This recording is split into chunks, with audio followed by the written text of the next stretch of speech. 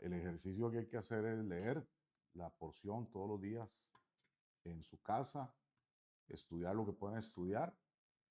Y cuando nos reunamos, bueno, si tienen algún comentario, alguna pregunta, que no solamente sea yo el que diga cosas, sino que ustedes puedan también compartir de lo que el Eterno ha puesto en sus vidas, ¿no?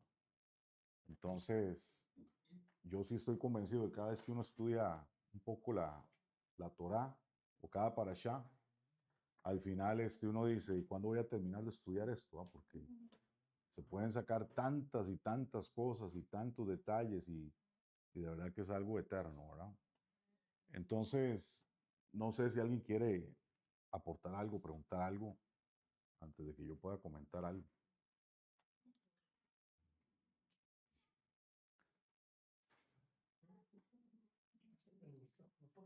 Micrófono.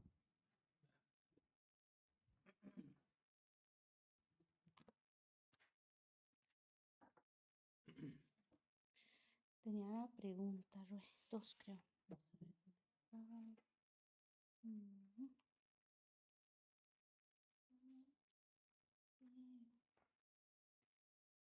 Una de las preguntas está al principio de la parashá, precisamente el capítulo 30, verso 12. De hecho, cuando hagas el censo y cuentes a los israelitas, cada uno deberá pagar a Adonai el rescate por su vida, para que no le sobrevenga ninguna plaga durante el censo. Entonces, esa es la primera pregunta, ¿cuál plaga durante el censo se iba a dar? El mal de ojo. Mm. Eso fue lo que pasó con David, que recuerda que hizo un censo, Ajá. porque la idea es que el pueblo de Israel no hay que contarlo como el ganado, porque, digamos, el contar, digamos, cuánta fuerza tenían, cuántos pueden ir a la guerra, activaba el mal de ojo, que era así, que eso es compararse, es la comparación, ¿verdad? Compararse, a ver, ¿y será que yo puedo ir a derrotar a ese enemigo? Porque él tiene 30,000, yo tengo 15,000, por decir algo. Entonces, esa es la plaga que se activa, el mal de ojo. De hecho, aquí en este es una Torah, este es un Humash, y aquí está algunas explicaciones. Y aquí precisamente lo menciona, ¿verdad? También, porque eso es lo que se activaba con el tema de hacer el censo, el Ain Ara, el mal de ojo. Toda. O sea, perdón, aclaro, el mal de ojo no solamente es que me da envidia, sino que yo me comparo, ¿verdad? ¿Me explico? Porque la envidia es eso, o sea, yo comparo mi carro con el de aquel y entonces me da envidia, ¿no? Pero también es comparar la capacidad que uno tiene con el del otro. Y en ese caso, en el tema militar, es la desconfianza que eso genera de que yo no confío en el Eterno, que con uno yo puedo perseguir a miles, ¿no? Y entonces eso es lo que sucedía y por eso se activaba esa plaga. Y eso fue lo que pasó en el tiempo de David. Empezaron a morir por causa de ese mal de ojo. Bien fuerte, ¿no? Tremendo, sí. Y después lo otro es en el capítulo 32, verso 20. Tomó entonces el becerro que habían hecho, lo arrojó al fuego y luego de machacarlo hasta hacerlo polvo, lo esparció en el agua y le dio de beber a los israelitas. Eso era el polvo del becerro de oro. O sea, fundieron el animal hasta llevarlo al polvo. Y eso lo hicieron tomar. Eran aguas de amargura, ¿ya? Vea lo que dice acá. Dice, tomó el becerro que habían hecho y lo calcinó en el fuego. Y dice la explicación, convirtiéndolo nuevamente en una masa de oro uniforme. Y una vez que se enfrió, lo rodijo en polvo fino y lo esparció en el agua del río que bajaba de la montaña. Preparó con él una solución y la hizo beber a los israelitas. El vientre de quien eran culpables, era un juicio, ¿verdad? Esto lo vemos, de hecho, en el tema de la infidelidad, ¿recuerdan? Porque lo que estaba sucediendo era una infidelidad con el Eterno.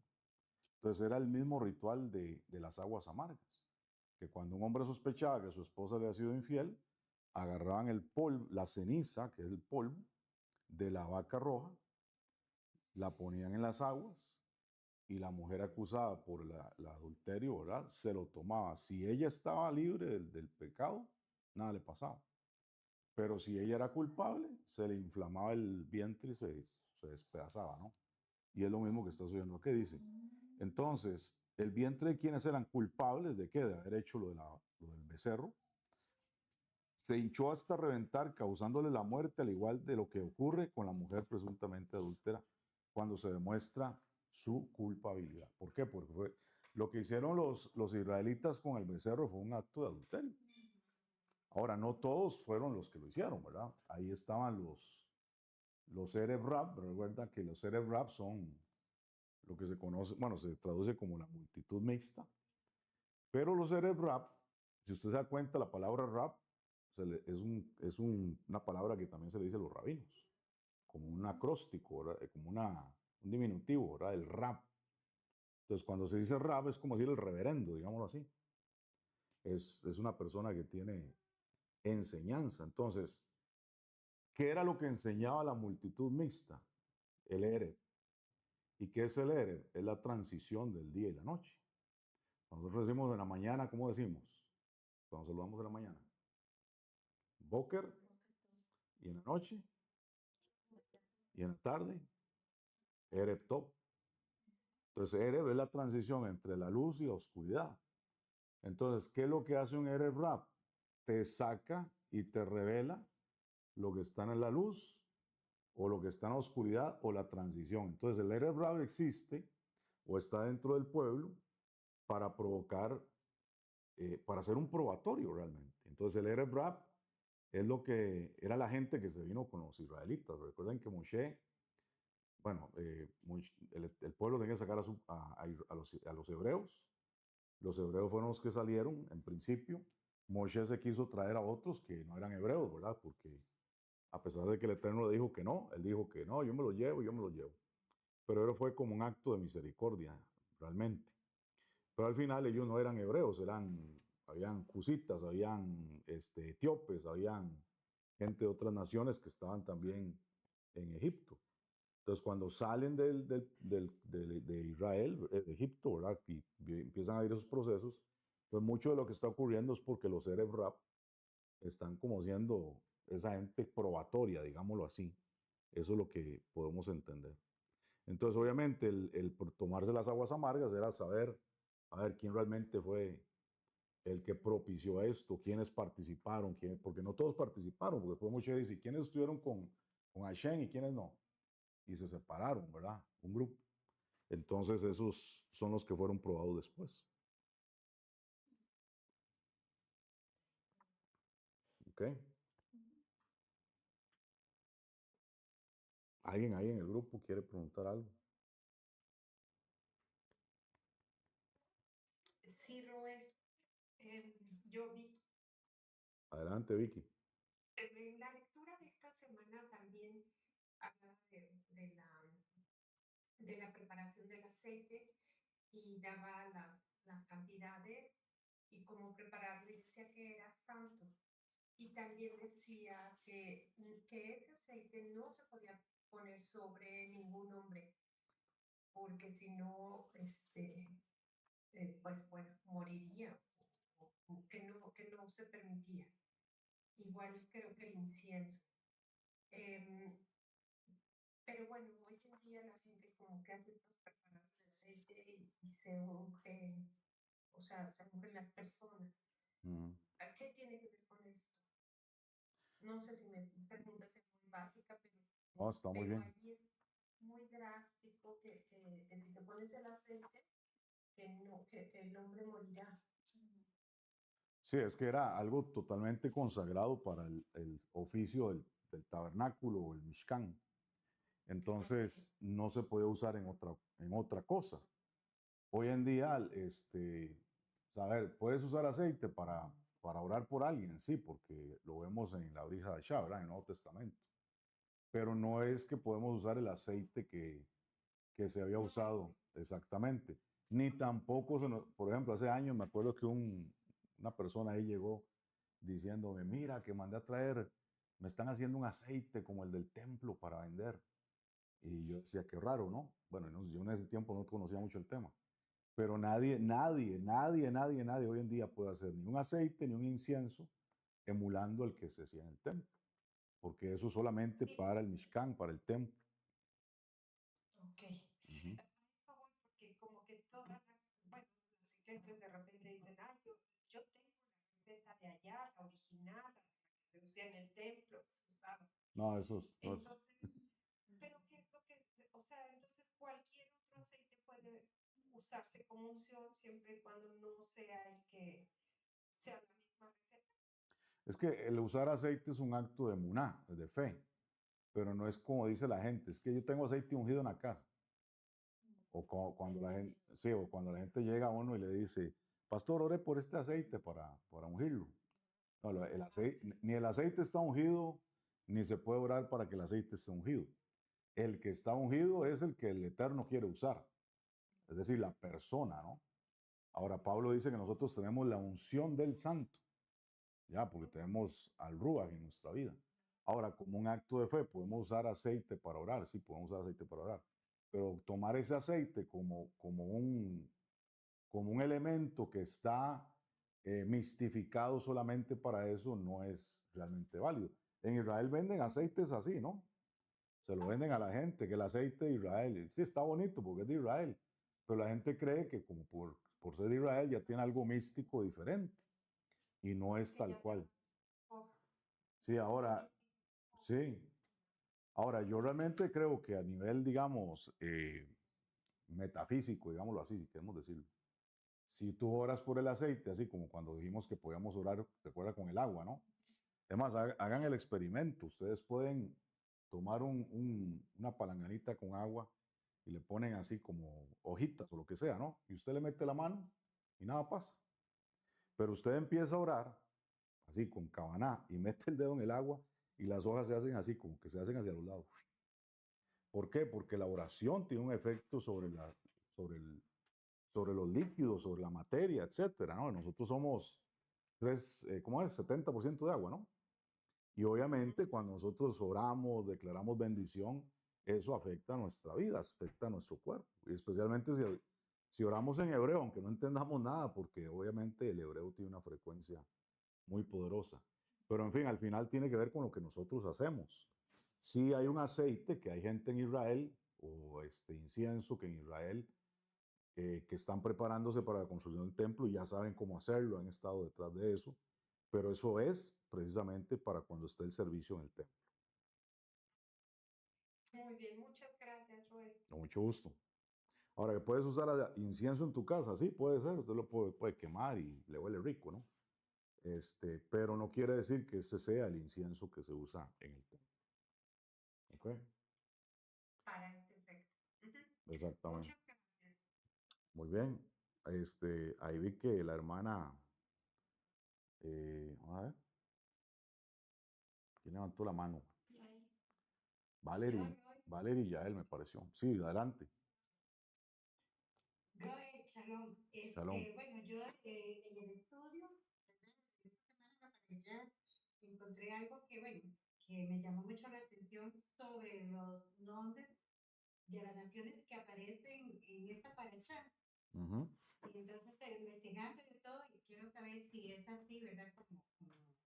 Bueno, como encontré, que las 6 naciones representan las fuerzas que pueden habitar en nuestro corazón, ¿verdad? Que el amor, como fuerzas espirituales, como el amorreo que se identifica con la corrupción de la palabra, el cananeo con materialismo, el eteo con el miedo, el pereceo con vidas sin límites, el que veo como un engaño espiritual, el que buceo que desprecia lo sagrado. Y digamos, que esto aparece como sistemas en nuestros, digamos, en nuestros pensamientos, ¿verdad?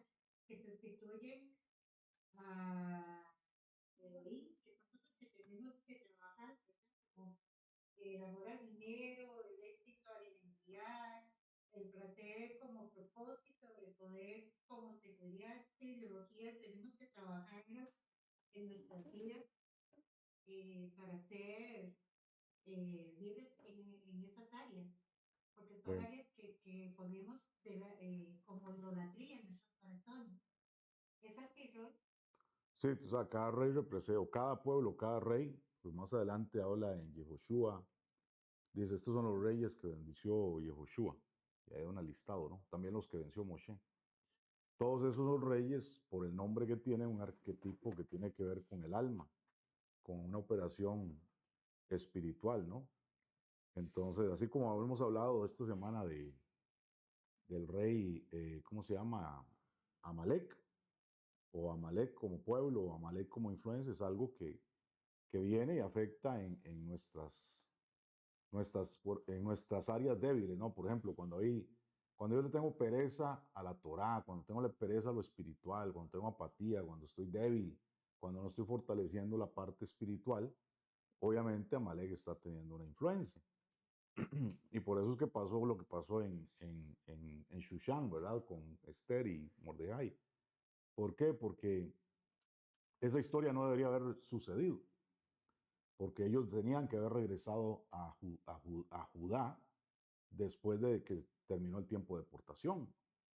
O sea, cuando llegó el imperio persa, libera de Babilonia a los judíos y ya se acaba el tiempo de deportación. Ellos tenían que haber regresado todos. Pero la gente en ese tiempo, inclusive en tiempo de Yeshua, ¿no? Para el primer siglo, veían así como Judá, como que eso es como un tugurio, ¿no? Como que voy a meterme yo ahí si eso está muy feo y eso no es bonito y eso aquí, eso allá, porque lo cool, ¿verdad? Lo que estaba de moda era vivir en la gran Babilonia, en Persia, en esos lugares cosmopolitas, ¿verdad? Entonces por eso habían judíos en muchas partes del mundo, como pasa hoy. Un judío que de repente vive en Nueva York se siente muy cómodo como para irse a meter debajo de un búnker allá en Israel hoy en día, ¿no? Pero es un mandamiento regresar a la tierra. Entonces, obviamente, cuando no estás cumpliendo ese mandamiento, como le pasó a los que estaban en Persia, pues bueno, Amalek empieza a presionar. Entonces, siempre hay algo que cuando uno no está haciendo la voluntad del Padre, le está dando derecho a otra cosa para que opere. Entonces, sí son como esos arquetipos del alma o espirituales que se tienen que trabajar y en nuestra vida. Muy bien, por ahí. Claro. Sí. Valerie, ¿vas a preguntar algo? Me pareció que vi la mano levantada. Porque sí, yo preguntar en relación al aceite también, de esa costumbre de orar por otro tipo de aceite que no sea con la receta tal cual como dice la Biblia, pero ya lo responde, entonces está bien, más bien gracias. Ok, muy bien. Mucho gusto. Ok, dígame. Pase el micrófono para que oigan los demás.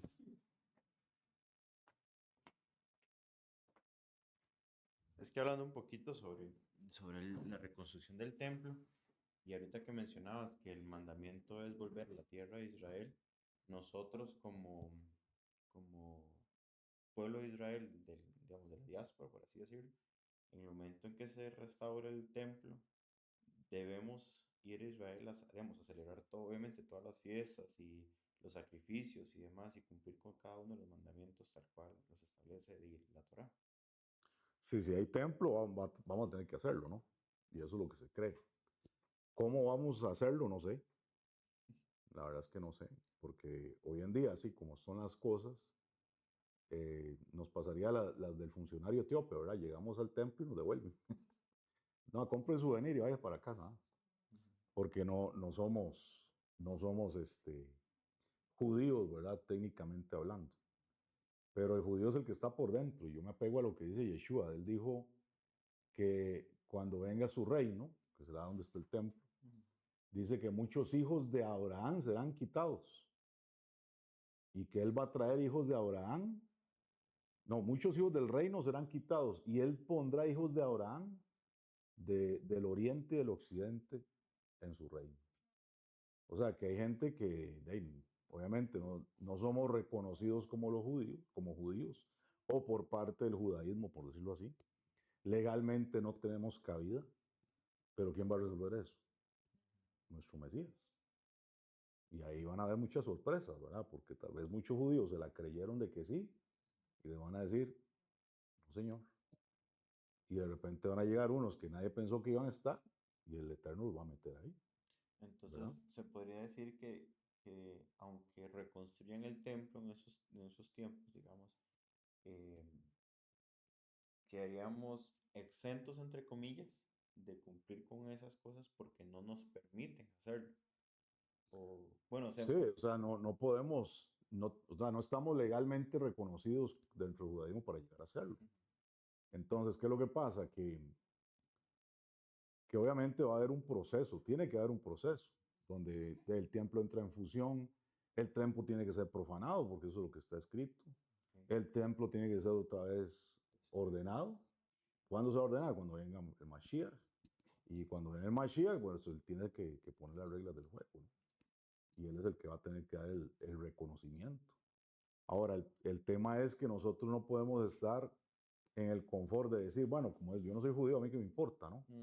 No, al contrario, tenemos que ponerle más ganas que los judíos, digamos. De hecho, muchos judíos hoy en día el tema del templo ni les interesa, ¿no? Además, ni saben, ni estudian. Yo estoy en una clase donde eh, se estaba hablando del templo y había un judío que no es creyente en Mashiach. Y él levantó la mano y dice, estoy sorprendido de lo que ustedes hablan, porque a mí nunca me han hablado de esto. Y él es un moré, ¿verdad? Era un maestro de una sinagoga. Y yo lo felicito por lo que ustedes están haciendo. Entonces la realidad es esa, o sea, que al final tiene que haber un deseo, ¿verdad? Yo siempre les he dicho, tiene que haber un deseo de que el Padre nos lleve, que nos haga volver. ¿Cómo va a suceder? No sé, Él lo hará. Él abrirá la puerta y si la abre, ir. Hoy en día, por ejemplo, hay mucha gente que dice, mira, yo quiero ir de viaje y quiero ir a Disneylandia, más bien deberían desear ir a Israel, digamos. Eso pienso yo, ¿no? Ah, que yo quiero ir a pasear, bueno, pero ¿a dónde? Y se van a Europa, bueno, pero debería haber un anhelo más bien de ir a Israel. Ah, no, yo quiero ir a la India, para que ir a la India si hay un montón de idolatría, mejor vaya a una tierra, o sea, no es que sea malo ir a la India, si quiere ir vaya, pero si usted no ha ido a Israel y tiene la posibilidad de hacer un viaje así, pues vaya a Israel. Ahorita no, ¿verdad? Porque está complicado, pero eso es lo que tiene que haber en nosotros, ese deseo de ir y conectarnos con la tierra, conectarnos con lo que hay ahí, comer lo que hay en Israel, porque es que eso le cambia la vida a uno, ¿no? ¿Verdad? Débora que está aquí, que vivió allá, ya sabe que es una cosa impresionante, es como llegar a la casa de uno, ¿no? Uno dice, wow, es como que siempre hubiera estado aquí. Entonces, ese tiene que ser el anhelo de la gente.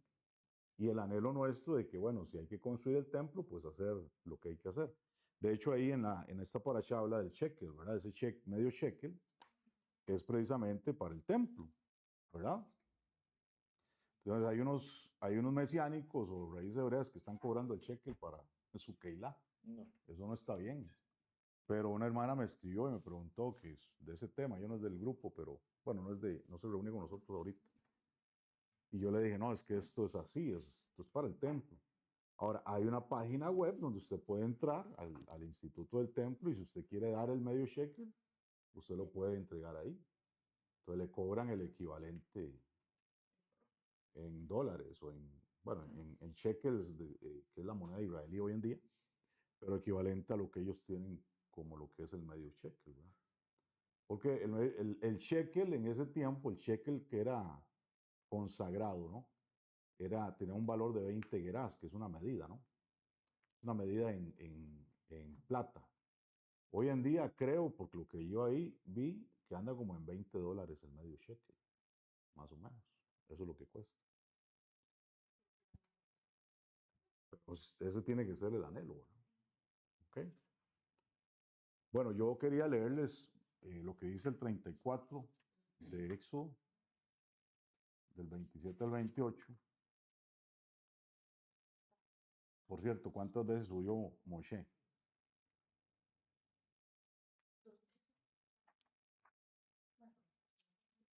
Probablemente subió 3 veces. Y cada vez subió en 40 días. Sí. Entonces la primera fue cuando recibió las tablas del Eterno. La segunda fue para interceder.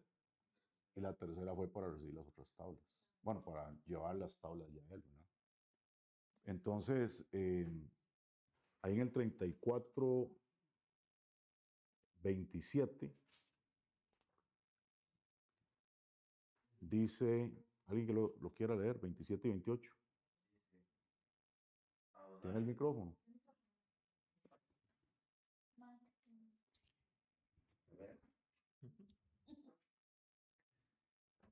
27 y 28, ¿verdad? Uh -huh. Adonai le dijo a Moshe, escribe estas palabras porque ellas son la base de la alianza que yo hago contigo y con los israelitas. Moshe se quedó allí con Adonai 40 días y 40 noches, sin comer ni beber. Allí escribió sobre las tablas las palabras de la alianza, es decir, los 10 mandamientos. Sí, bueno, yo estuve estudiando lo que enseña un rabí, bueno, enseñó un rabí llamado el Marajal de Praga, muy famoso, y del Ben Ishai, que era como uno de sus discípulos. Y es muy interesante las cosas que comenta, pero bueno, en este verso habla referencia exactamente, ¿verdad? A lo que es el pacto, ¿verdad? A esas tablas que Moshe tiene que llevar al final para establecer el pacto. Entonces, en el contexto de esta parashat, el contexto tiene que ver con pacto, de cómo se mantiene la alianza con el Eterno, de cómo, curiosamente, vemos la infidelidad representada en el becerro, ¿verdad? Pero también la parashá que leemos, la parashá de la pará, de la vaca sagrada, de la vaca roja, perdón, nos habla de como ese antídoto que el Eterno hace para que no haya una contaminación en el pueblo. Porque al final, pienso yo, ¿no? Que todo lo que ocurre acá, que como les decía anteriormente, hace unos días, las parashot que vemos antes de llegar a este evento eran como el antídoto, como la preparación, como la advertencia de que esto iba a suceder y que cómo lo vamos a solucionar.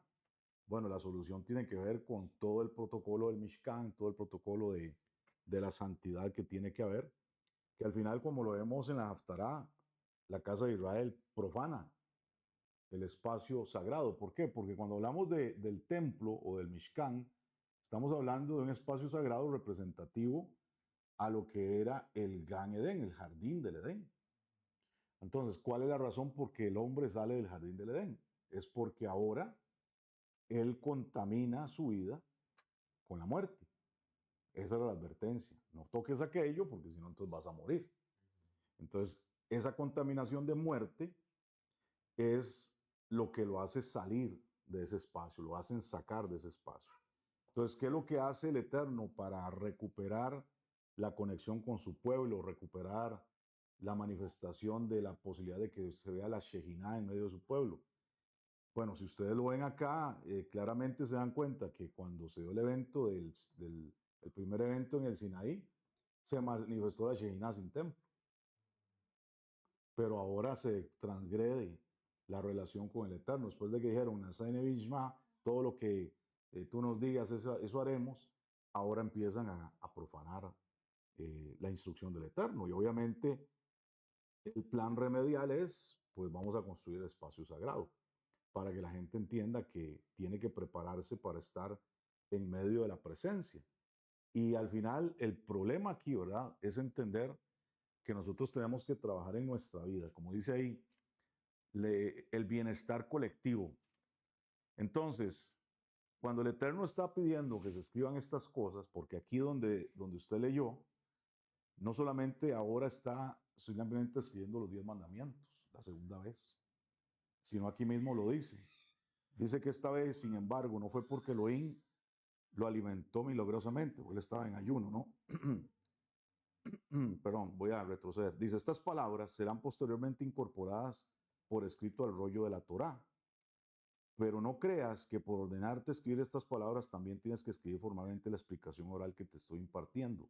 La explicación oral debe memorizarse y enseñarse oralmente. Entonces nosotros tenemos dos cosas. Tenemos las 10 palabras, ¿verdad?, en las tablas.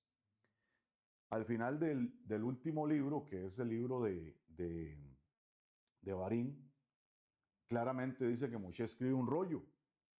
¿Con qué? Con lo que no está escrito obviamente en las tablas. Y ese rollo lo ponen en el arca también. ¿Ya? Entonces el arca no solamente tenía las tablas, no solamente tenía la vara de Aarón y el maná, sino que había un sefer que estaba ahí. Posteriormente, cuando venía un rey, ¿qué tenía que hacer el rey? Tenía que copiar a mano ese sefer. Y tenía que tenerlo todo el tiempo consigo para que tuviera la ley del Eterno. Pero también, obviamente, hay muchas cosas y eso es algo que tal vez los que venimos del cristianismo tenemos que aprender a cuadrarlo en nuestra cabeza, porque la Torá oral no estaba escrita. Entonces, todo lo que está escrito es el qué tenemos que hacer, ¿verdad? Pero nada de lo que está escrito nos dice cómo hacerlo.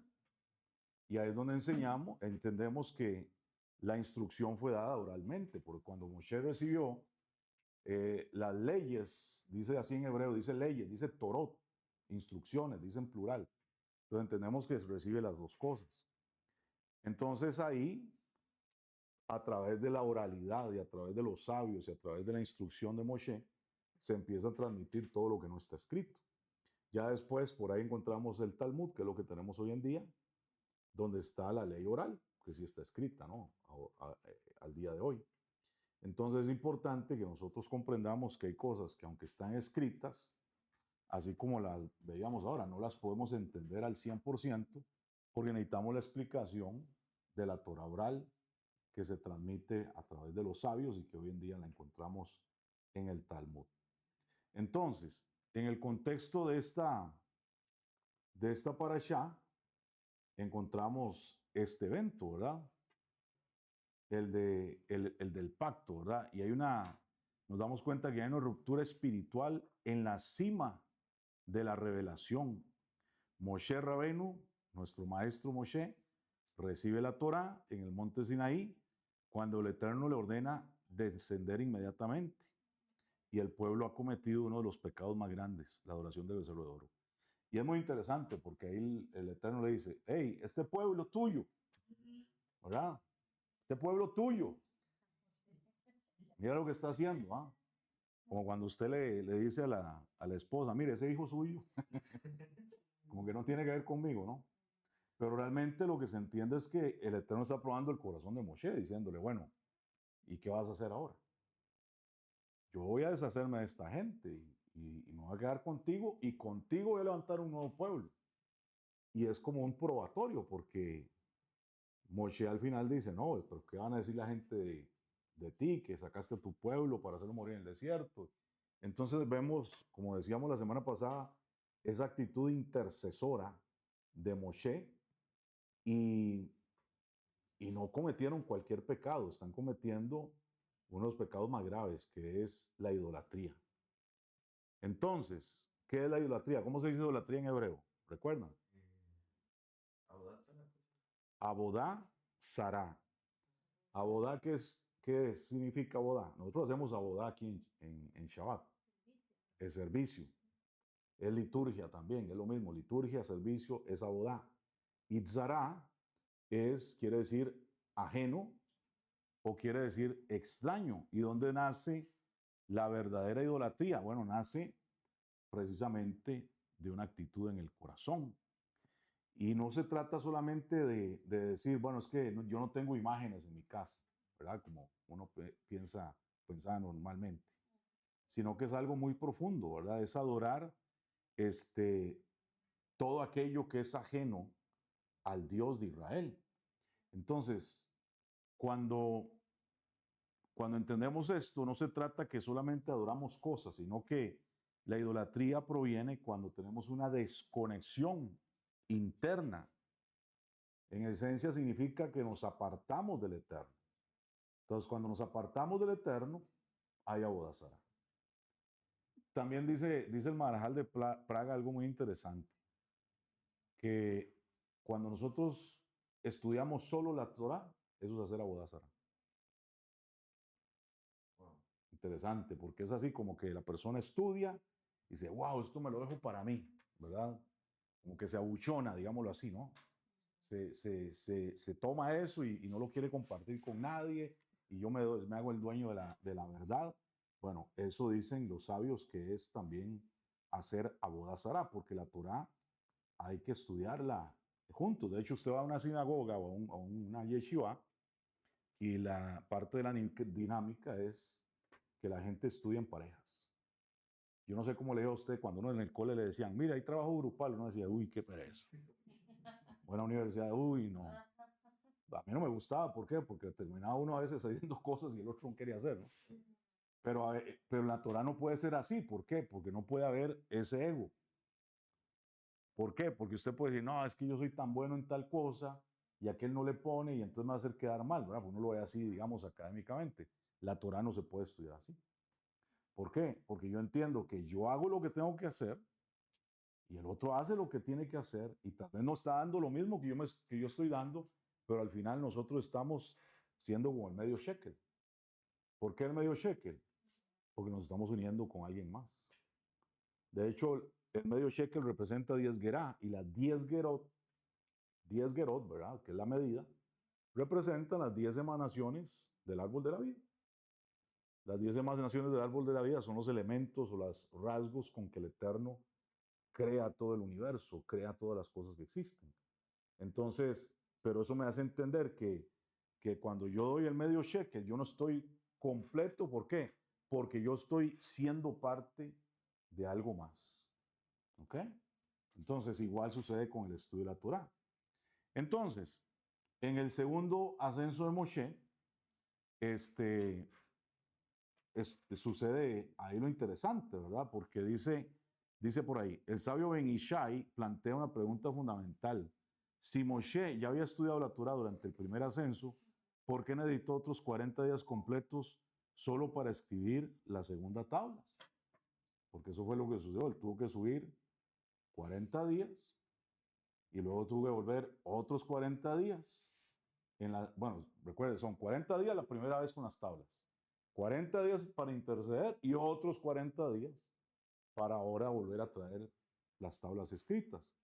Y bueno, ahí no comió agua, no comió pan, no bebió, y ahí escribe los mandamientos. Entonces, hay un misterio ahí interesante porque los 40 días nos hablan de propósito, nos hablan de proceso, nos hablan de transformación, nos hablan de cambio, ¿no? Y nos hablan que es la forma en que nosotros accedemos también a los secretos espirituales. En el primer ascenso, él ilumina la mente, pero no bastó, dice este rabino. Durante los primeros 40 días que estuvo ahí, Moshe estudió sin cesar, y dice que los 40 días, bueno, o sea, son 40 y 40, pero son 40 espacios de tiempo durante el día y 40 espacios de tiempo durante la noche. Entonces, el día representa la Torah escrita y la noche representa la Torah oral y los secretos y espirituales. Entonces, sin embargo, bueno, vemos el tema de la caída que ocurre con el pueblo al final de las cosas. Hay algo muy interesante que aparece en esta parashá. Si quiero ahora lo pueden leer acá o le pueden echar un ojito. Porque en esta parashá, en hebreo, hay dos letras que aparecen gigantes. ¿Ya? Usted sabe que en hebreo no hay mayúsculas. Hay letras finales, pero no hay mayúsculas. Y algunas finales se hacen diferentes. Pero en esta Torah hay dos que aparecen gigantes, sobresalen así del texto. Y aquí yo lo tengo en la parte que está escrita en hebreo. Entonces, una de esas es la letra Nun, ¿verdad? La letra Nun es esa que está ahí. Y está en el capítulo 34, 7, donde está la palabra Notzer. Y el texto ahí dice en el 34:7 que guarda misericordia por millares. Entonces ahí está usando esa palabra, la palabra Notzer, que quiere decir guarda. Notzer quiere decir guarda.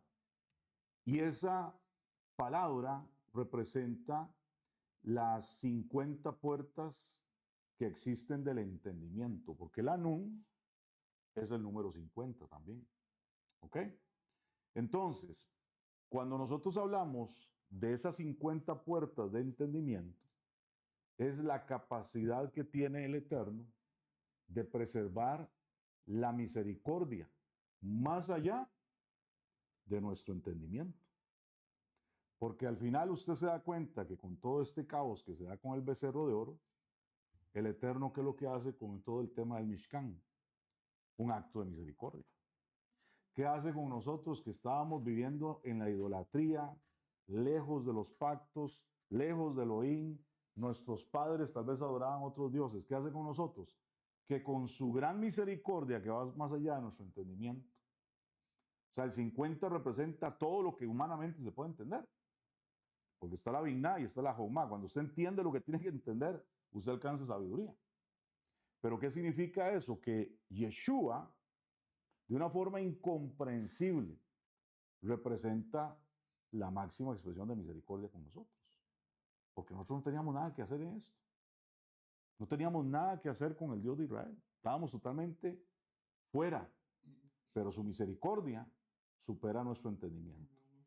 Entonces, esa letra está ahí para que nos recuerde que Él guarda la misericordia, a pesar de.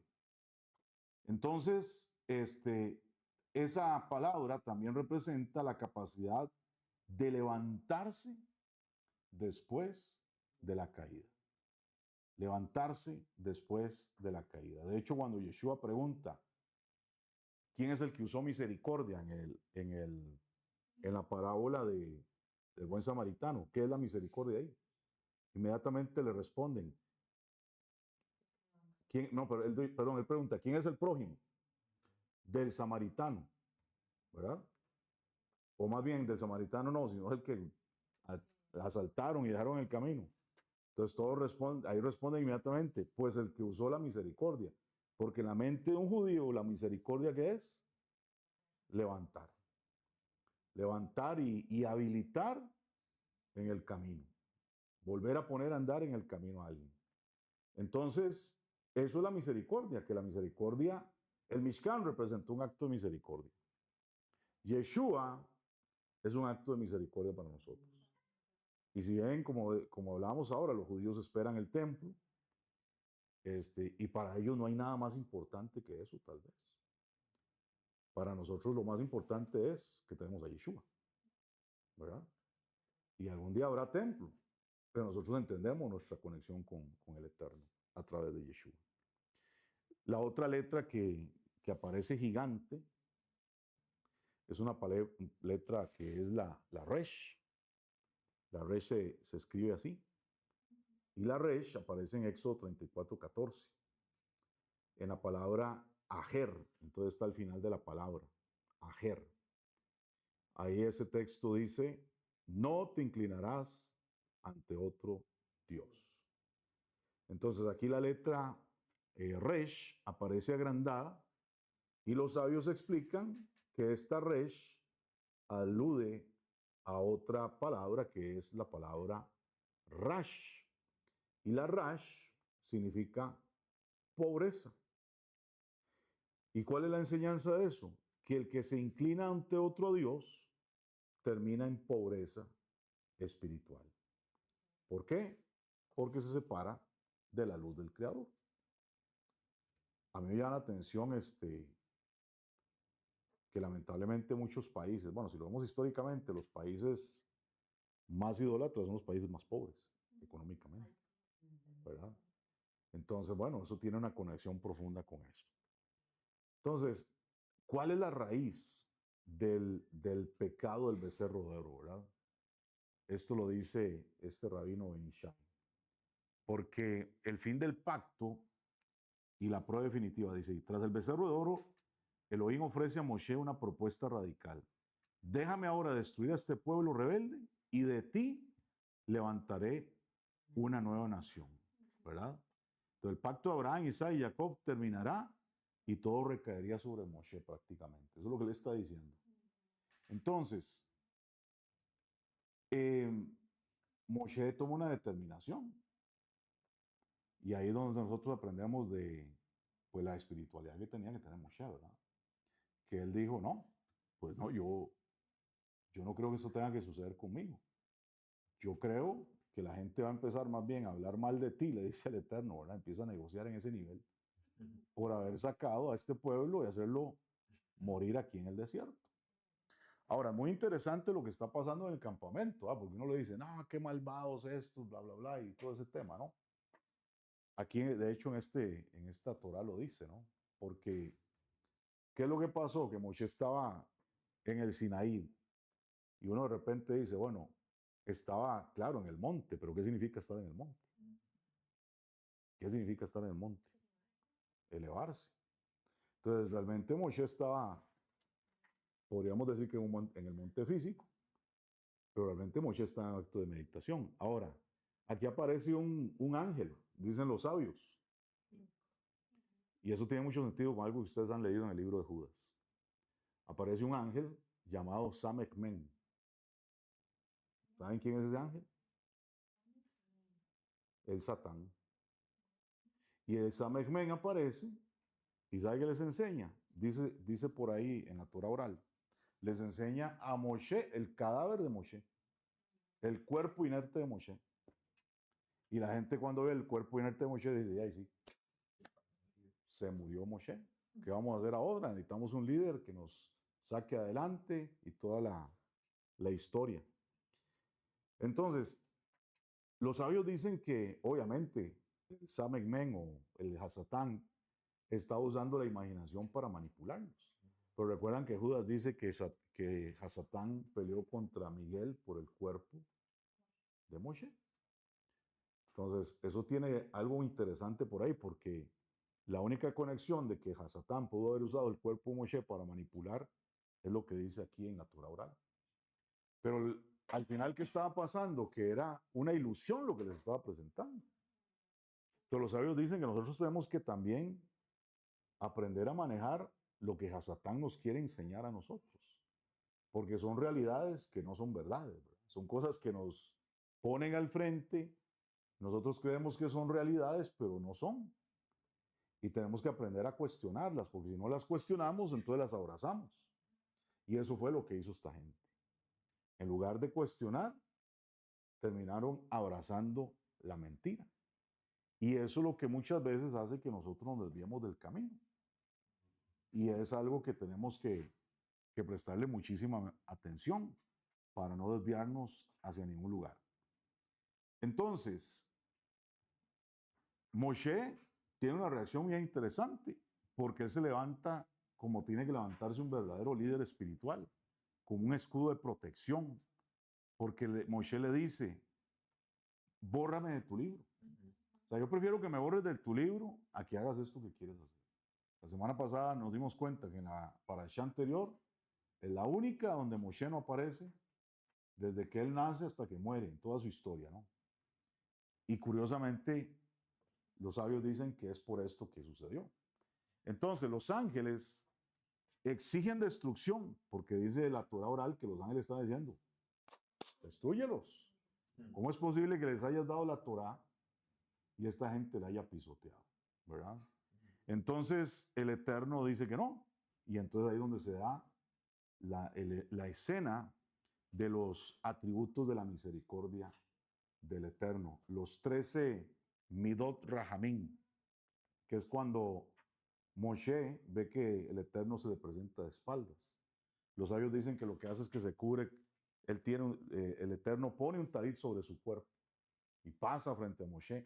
Para mí, obviamente, eso tiene que ver, sin duda alguna, con Yeshua, el Mashiach que se está manifestando. Y él inmediatamente empieza a declarar los 13 atributos de misericordia. A ver, ustedes lo leyeron, ¿dónde están en ese pasaje?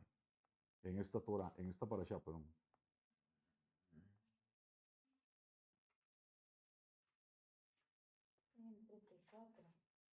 34, capítulo. Verso 6. Ajá, ¿qué dice? Pasando delante de él proclamó, Adonai, Adonai, Elohim clemente, compasivo, lento para la ira, grande en amor y fidelidad, que mantiene su amor hasta 1000 generaciones después y que perdona la inequidad, la rebelión, el pecado, pero no deja sin castigo al culpable, sino que castiga la maldad de los padres en los hijos y en los nietos, hasta la tercera y cuarta generación. Entonces, ahí en el Talmud, en Rosh Hashanah, que es donde en Rosh Hashanah los mencionamos, pero en el tratado de Rosh Hashanah dice así: cada vez que Israel peca y se reciten estos atributos en orden delante de mí, yo los perdonaré. Entonces, por eso en Rosh Hashanah oramos con la Selijot, ¿recuerdan? La Selijot, donde mencionamos los 13 atributos de misericordia. Y bueno, los tres atributos son, el primero es Adonai, el segundo es Adonai también, el tercero es Él o Dios, el cuarto, el Rahum, el quinto, Rahum es compasivo, Hanun, clemente, el sexto, el Ere Japaín, lento para la ira, el 7, el Rab Gesed, abundante en misericordia. El 8 es Emet, verdad y fidelidad absoluta. El 9 es Notzer Gesed, la Alafín, que significa que guarda misericordia por miles de generaciones. El 10 es Noseabón, que perdona la iniquidad. El 11 es Bafesha, que perdona la rebelión. El 12 es Bejatá, y perdona el pecado voluntariamente. Y 13, Benaqué, purifica y limpia al que se arrepiente. Entonces esos atributos son bastante poderosos, ¿verdad? En la Kabbalah se enseña que esos 13 atributos corresponden a las 13 corrientes de misericordia que fluyen desde Keter, que es la corona, que es donde está la Torah, hacia todas las demás Sefirot y llegan a influenciar al mundo. Entonces, por eso es que aparecen después del becerro de oro, porque cuando el pecado parecía cerrar la relación con Elohim, se reveló un nivel aún más profundo de la misericordia. Entonces, la justicia, dicen los jajamín, los sabios, sostiene el mundo, pero la misericordia lo mantiene de pie. Amén. Y eso es un evento muy especial, lo que ocurre durante esta conexión con Moshe. Entonces hay una gran enseñanza por acá, porque Moshe comprende algo que es revolucionario, ¿verdad? Si el pueblo cae en idolatría, él no está diciendo, pues fueron ellos, ¿verdad? ¿Cómo que mi pueblo? Son los que tú sacaste de Egipto. Bueno, usted me mandó a sacarlos, yo estaba tranquilo, pastoreando ovejas, no, usted me llamó para este enredo. Él no hace eso, él toma su responsabilidad y esto es muy importante para los que son líderes, los que son maestros, los que son guías espirituales, los que son padres de familia, porque a veces nosotros creemos que somos infalibles o perfectos o intocables, pero nosotros también tenemos pues nuestros demonitos a veces, ¿verdad? Y nosotros tenemos que entender que así como puede fallar cualquier persona, nosotros también fallamos. Y ahí es donde tenemos que entender la misericordia de nuestro Elohim. Entonces, pues, ¿qué más sigue por acá, Jacob? La falacia de la infabilidad. Creer que como líderes, padres o maestros somos perfectos e intocables destruye el crecimiento. Y Moshe comprendió que si su pueblo cayó en idolatría, él compartiría parte de la responsabilidad. Justificar nuestros errores nos estanca. Así es. Siguiente. Entonces, en el segundo ascenso hay otros 40 días. La primera vez Moshe estudió para sí mismo, como individuo. La segunda vez estudió por todo Israel de una manera colectiva. Estudiar Torah únicamente para el propio crecimiento espiritual es una forma sutil de idolatría interna. Por eso se sintió culpable. Puede ser, interesante. Pero eso es lo que comentan los sabios. O sea, nosotros tenemos que entender que si yo estudio no es para mi yo, ¿verdad? Para mi ego, para que yo, wow, que yo sé, no, es porque yo necesito ayudar a los demás. Por eso el lunes vamos a hablar de ese tema un poco, ¿no? Porque a veces la gente quiere que ser un profeta y que ser un pastor y que ser aquí, que ser allá, pero a veces lo ven más como por el ego, no porque realmente quieren servir a otros, ¿verdad? Como recuerdo mi abuelo que me contaba que una vez en el campo hay una región, no sé dónde, que siempre era muy difícil trabajar ahí con la obra, decía él. Pues nadie quería servir. Y un día llega y se le acerca un señor y le dice, don Nautilio, vieras que tengo ganas de hacerme pastor. Y claro, ese día mi abuelo, hasta que tiraba cachiflines de la alegría, porque le tocaba ir, pues nadie quería servir, él tenía que ir hasta allá, ¿no? Y él tenía muchas otras cosas que atender. Y le dice, de verdad, hermano, qué bendición. Y dice, sí, es que, hermano, yo estoy cansado de trabajar en el campo. Yo prefiero ser pastor. Entonces mi abuelo se hizo como el chavo, se le dio la garrotera, se desinfló.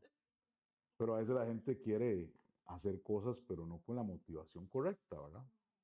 Entonces, ese segundo ascenso, dice ahí, ¿verdad? Que fue porque Moshe entendió también, dicen los sabios, de que la Torah es algo para todo mundo, es algo colectivo. Y eso es algo que yo lo he visto en estos días, que han habido unos rabinos como debatiendo ahí entre ellos, porque ellos están cuestionándose a sí mismos, están como que juzgándose, ¿no? Diciendo, es que hay tanta gente que no son judíos y quieren acercarse a la Torah, y que quieren estudiar, y que quieren compartir, y que quieren ser parte. ¿Por qué nosotros no los dejamos? ¿Verdad? Y ellos mismos se critican entre ellos, porque la realidad es que, y hay uno que decía, yo veo más interés en gente no judía de buscar al Dios de Israel y de ser parte de Israel que lo que veo en muchos judíos hoy en día. Y bueno, eso es algo que en algún momento ellos tienen que ir reconociendo que sí, que hay mucha gente que no son judíos reconocidos por ellos como tal, pero que bueno, como dice Pablo, el judío no lo es que es por fuera, lo es por dentro, y es porque tiene esa pasión y esa conexión con el Eterno. Entonces, mis amados, aquí hay algo que Moshe nos enseña, que es esa responsabilidad colectiva de los unos por los otros, que si uno se eleva espiritualmente, uno está elevando a toda una comunidad, que si uno cae, afecta también a la comunidad. Y por eso Moshe ora diciendo, todos hemos pecado. Aunque él no había estado ahí, él asume su posición de responsabilidad. Y esto para nuestra vida es una gran enseñanza, porque a mí me gusta mucho cuando Pedro, creo que es el que dice que le escribe a diferentes tipos de personas en la comunidad, le dice a los que son padres, a los que son jóvenes y a los que son niños. Y él habla de estos niveles como de espiritualidad, digámoslo de alguna forma, pero al final les está hablando como una familia. Dice, ustedes todos están ahí creciendo en lo que tienen que crecer, porque unos vencieron al maligno, porque unos conquistaron, porque unos entraron al reino. Y al final, pues, todos somos responsables los unos de los otros. Por eso es que la Torá no es un tema individual, ¿verdad? Ni tampoco la salvación, ni nada de eso. Todo lo tenemos que trabajar de una forma comunitaria. Entonces, este ejemplo es muy importante para nosotros y especialmente en la preparación que viene. Estamos entrando a 3 semanas para llegar a Pesaj y todo lo que ocurre en estos días es muy importante. La semana que viene cerramos el libro de Éxodo y tenemos que decir una frase. ¿Cuál es la que decimos? Hazak, Hazak, Benihatzek, que significa esfuérzate y esfuérzate porque juntos seremos más fuertes. Y eso es algo que nos tiene que inspirar para esforzarnos mucho en este año. Mire, este año es muy importante porque es el 2026. Y aunque es un número del calendario grecorromano, tiene una connotación muy poderosa, porque ¿cuánto pesa 20, cuánto suma 2026? 6 y 2, 8 y 2, 10, ¿verdad? ¿Y el número del Eterno cuánto pesa?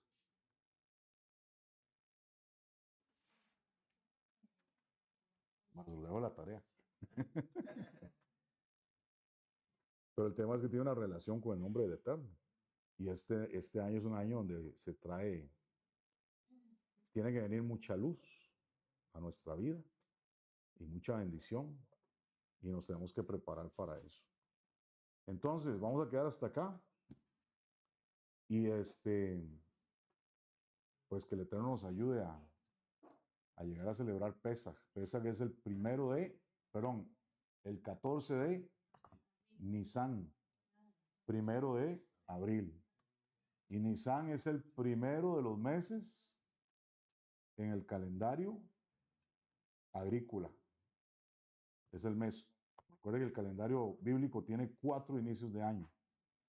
Y en ese sentido, es el primer mes, del calendario agrícola, es el mes de Aviv, es el mes de del retoño, es el mes de la primavera, y el día 14 empezamos la celebración de Pesaj. Recuerden que, bueno, el judaísmo Pesaj es la noche de Pesaj y los 7 días de panes sin levadura. Entonces, es una celebración muy importante y yo espero que usted se prepare, de verdad.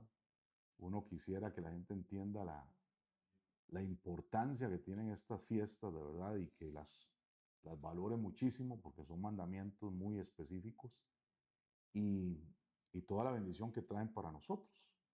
Así que bueno, hay que prepararnos y celebrar con todas las ganas del mundo porque viene un tiempo muy especial y tenemos que estar preparados para eso.